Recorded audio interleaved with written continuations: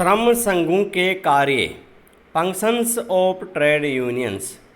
प्रत्येक श्रम संघ के कुछ उद्देश्य होते हैं और उन उद्देश्यों को पूरा करने के लिए श्रम संघों को कई कार्य करने पड़ते हैं। इनके कार्यों का क्षेत्र इनके विकास के साथ साथ बढ़ता जा रहा है।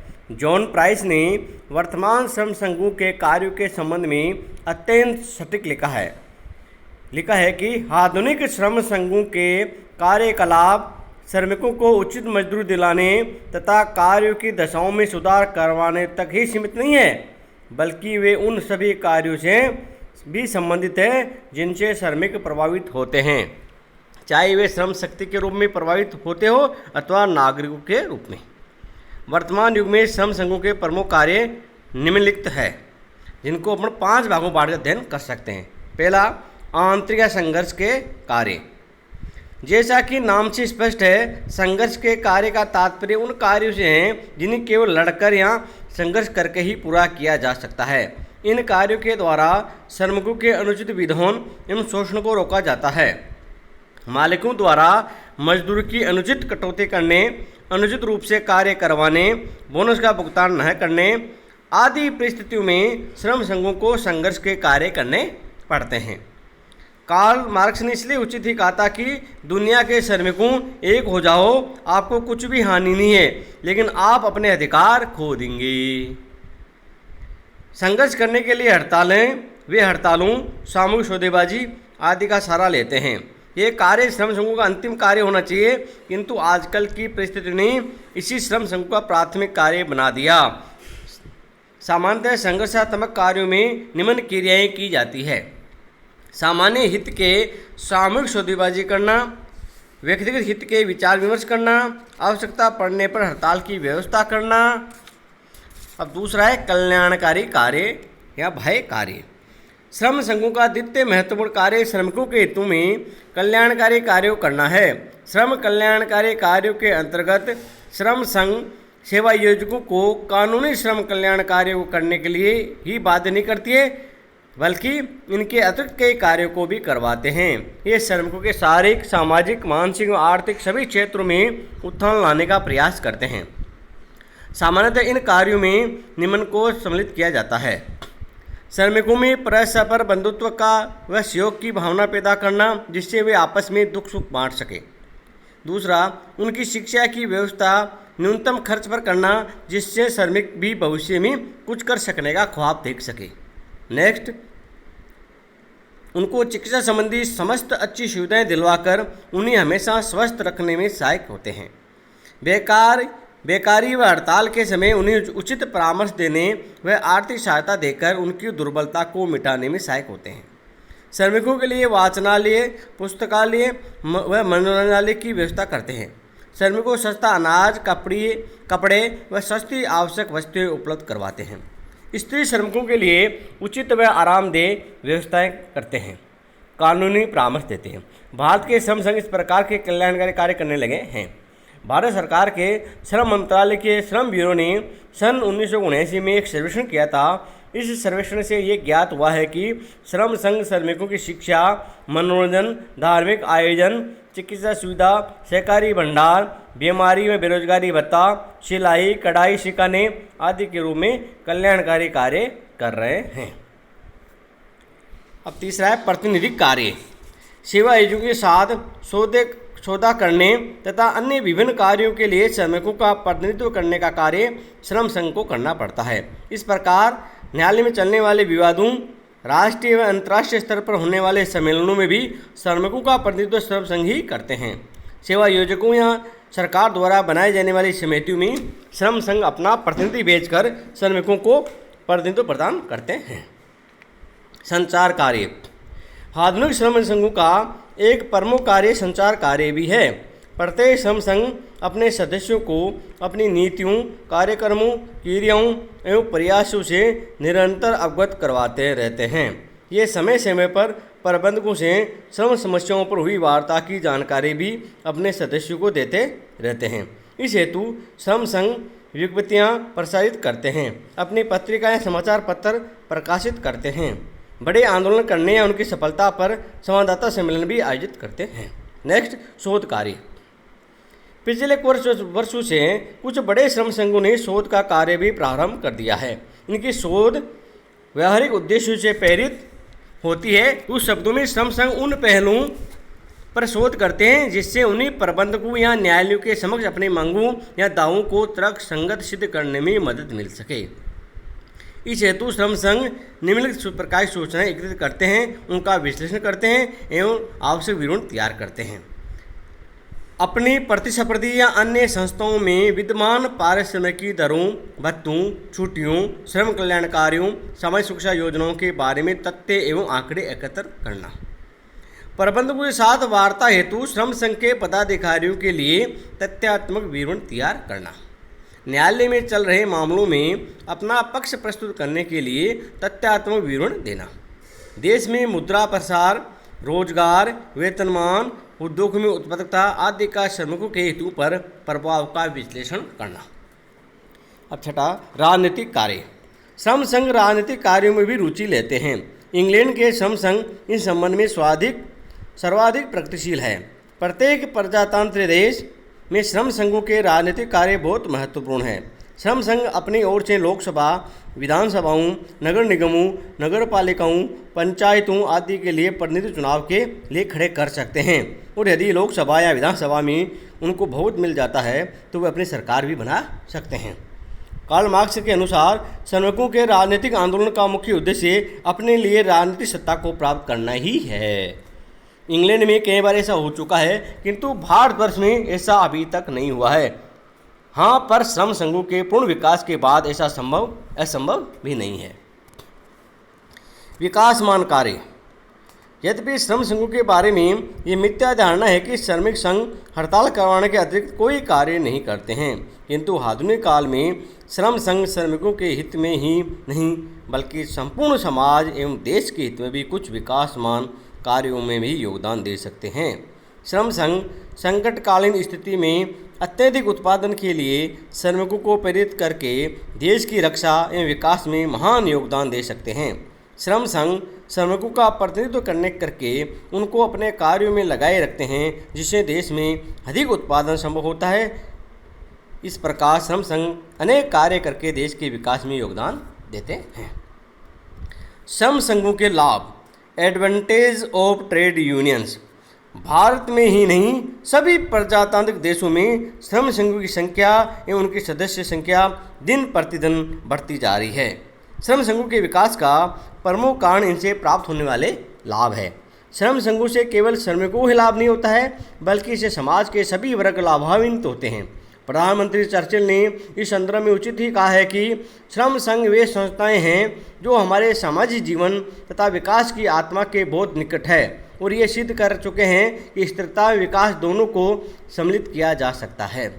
श्रम संघों से प्राप्त होने वाले लाभों को हम 4 भागों में बांट के अध्ययन कर सकते हैं। पहला, श्रमिकों को लाभ के आधार पर। दूसरा, शिवाजियों को लाभ। तीसरा, समाज को लाभ। चौथा, राष्ट्र को लाभ। अब है पहला, श्रमिकों को लाभ। Advantage to workers. श्रम संघ श्रमिकों के लिए श्रमिकों द्वारा श्रमिकों का बनाया गया संगठन है, अतः श्रमिकों को इनसे स्वाधिक लाभ प्राप्त होते हैं। प्रमुख लाभ निम्नलिखित है। पहला, परस्पर बंधुत्व व सहयोग की भावना में वृद्धि। श्रम संघ श्रमिकों में परस्पर बंधुत्व व सहयोग की भावना का विकास करते हैं और इससे उनमें अपनत्व की भावना बढ़ती है और वे अपने आप को अपने समाज का एक सम्मानित सदस्य अनुभव करते हैं। नेक्स्ट, अधिक सौदेकारी शक्ति। एकाकी श्रमिक की सौदाकारी शक्ति बहुत कम होती है। बहुत ही कम श्रमिक ऐसे होते हैं जिनके बिना सेवा योजकों का कार्य नहीं चल सकता। सामान्यतः वे किसी भी श्रमिक विशेष के बिना भी अपना कार्य चला सकते हैं। अतः सामान्यतः कोई भी श्रमिक अकेले अपनी बात सेवा योजक से नहीं मनवा सकता है, किंतु सामूहिक रूप से सभी श्रमिकों के बिना सेवा योजक अपना कार्य नहीं चला सकते। अतः वे सामूहिक रूप से श्रम संघ बनाकर सेवा योजकों से अपनी बात आसानी से मनवा सकते हैं। इस प्रकार श्रम संघ श्रमिकों को सौदेकारी शक्ति बढ़ाने में योगदान देते हैं।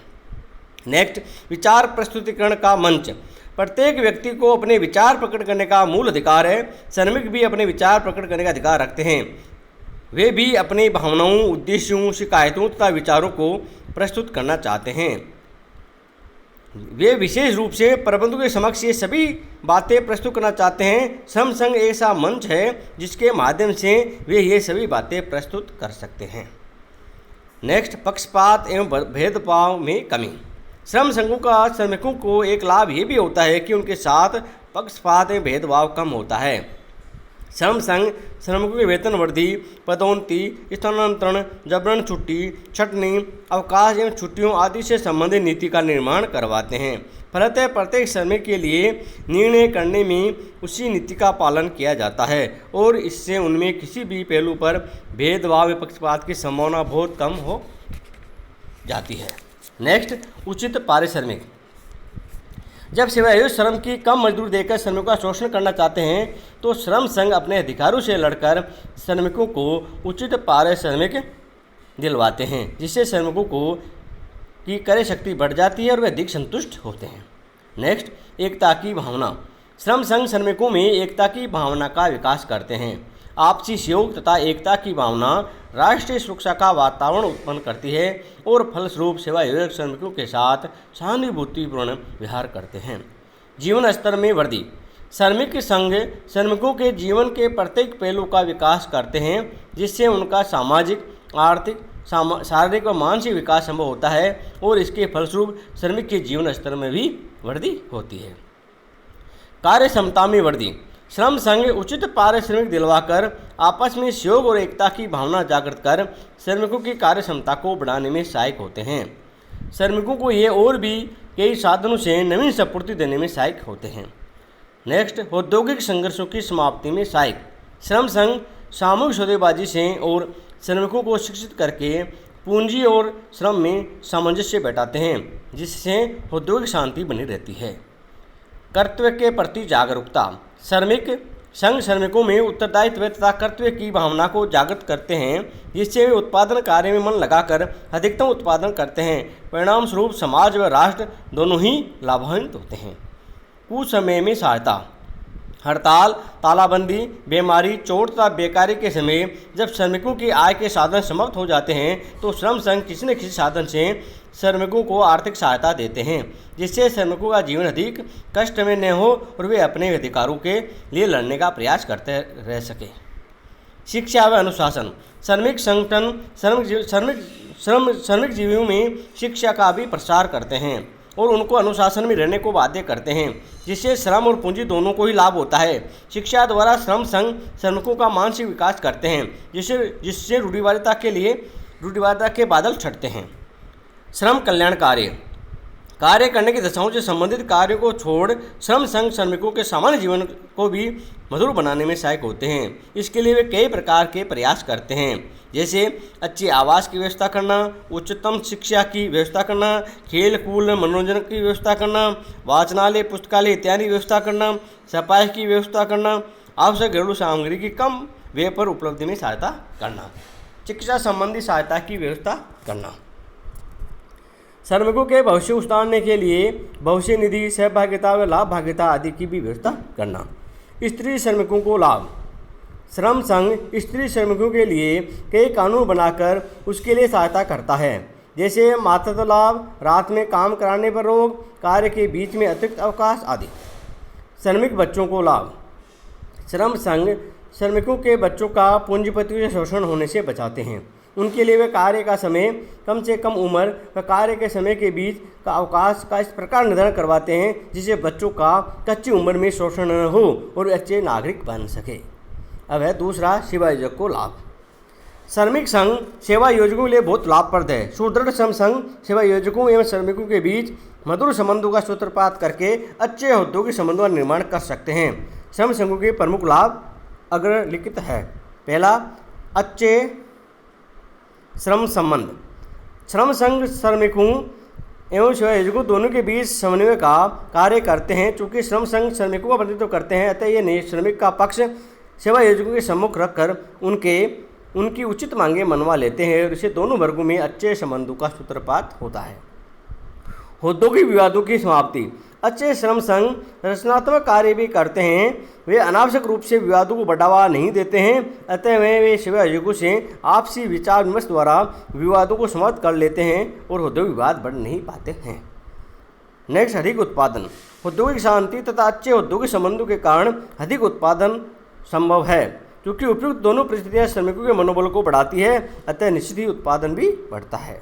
अधिक लाभ। अधिक उत्पादन के परिणाम स्वरूप संस्था को अधिक लाभ होता है, जो केवल सेवा आयोजकों का ही नहीं होता बल्कि श्रमिकों का भी इसमें भाग होता है। अब है समाज को लाभ, तीसरा आधार। अच्छे श्रम संघ समाज को विभिन्न प्रकार से लाभान्वित करते हैं। ये लाभ निम्नलिखित प्रकार से हैं। पहला, समाज को वस्तुओं की निरंतर पूर्ति। अच्छे श्रम संघ सदैव श्रमिकों को अपने कार्य के प्रति निष्ठा बनाए रखने को प्रेरित करते हैं। वे हड़तालों को अंतिम उपाय के रूप में प्रयोग करते हैं। इससे समाज में वस्तुओं की निरंतर पूर्ति बनी रहती है। नेक्स्ट, धन का समान वितरण। सुदृढ़ श्रम संघ सेवा आयोजकों से लड़कर अधिकाधिक वेतन दिलाते हैं। इससे समाज में धन का समान वितरण होना संभव है। नेक्स्ट, सामाजिक जीवन स्तर में वृद्धि। श्रमिकों के जीवन स्तर में वृद्धि के परिणाम स्वरूप संपूर्ण समाज के जीवन स्तर में वृद्धि होती है। अब है चौथा प्रकार, राष्ट्र को लाभ। राष्ट्र भी श्रम संघ के लाभों से अछूता नहीं है। राष्ट्र को भी श्रम संघ से निम्नानुसार लाभ होते हैं। पहला, औद्योगिक शांति। श्रम संघ अच्छे श्रम संबंधों का निर्माण कर देश में औद्योगिक शांति बनाए रखते हैं। सुदृढ़ प्रजातंत्र।